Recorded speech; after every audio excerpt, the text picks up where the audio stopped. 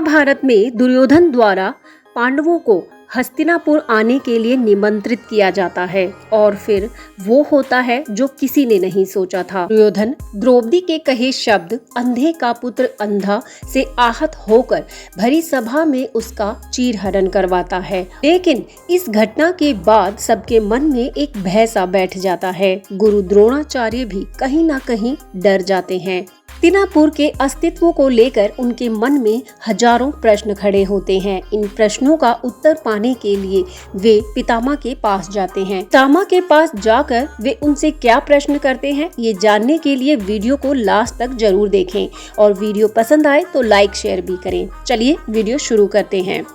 गुरु द्रोण पितामह से कहते हैं कि मुझे हस्तिनापुर के स्थानों से अब भय लगने लगा है। क्या इन मार्गों से मुक्ति का कोई उपाय नहीं है गंगापुत्र? ये जीवन है या पिछले जन्म के किसी अपराध का दंड है?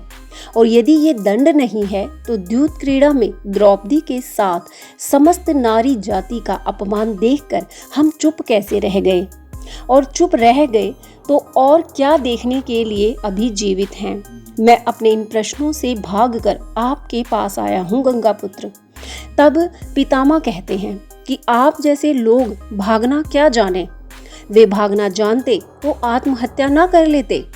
तब गुरु द्रोण पितामह से फिर से कहते हैं, क्या इस तरह के प्रश्न आपको घायल नहीं करते गंगापुत्र?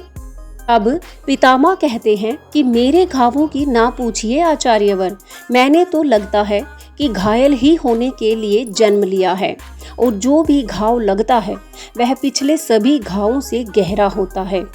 द्रौपदी ने भरी सभा में मुझसे ये प्रश्न किया था आचार्यवर कि यदि वो मेरी पुत्री रही होती तो क्या तब भी मैं उसका वो अपमान होता देखता रहता? मैं तब से ही इस प्रश्न में उलझा हुआ हूँ।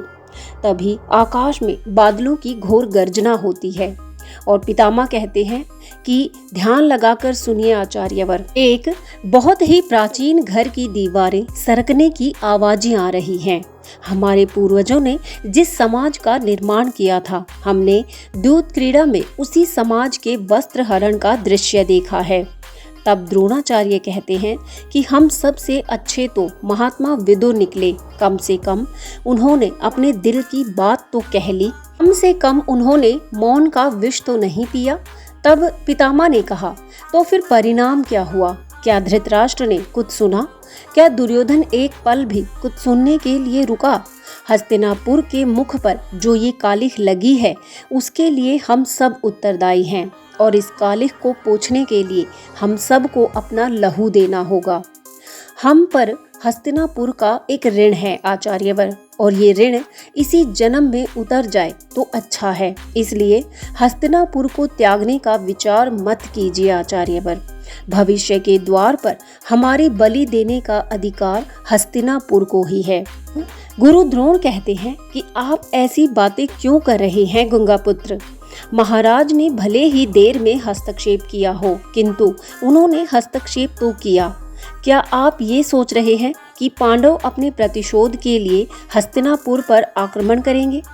अब पितामह कहते हैं कि यदि वासुदेव उनके साथ ना होते तो कदाचित वे आक्रमण कर भी देते, परंतु श्री कृष्ण उन्हें केवल प्रतिशोध लेने के लिए आक्रमण नहीं करने देंगे।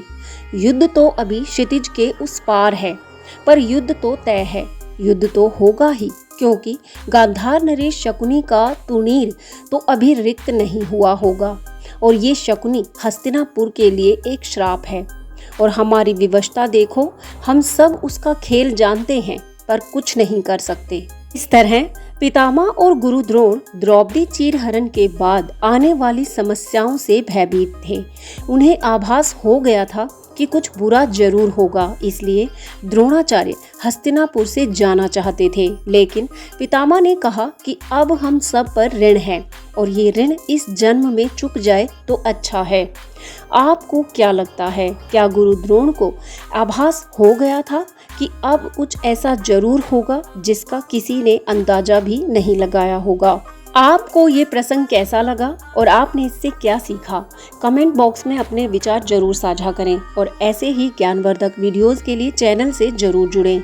यहाँ तक वीडियो देखने के लिए आपका बहुत बहुत धन्यवाद। जय श्री कृष्णा।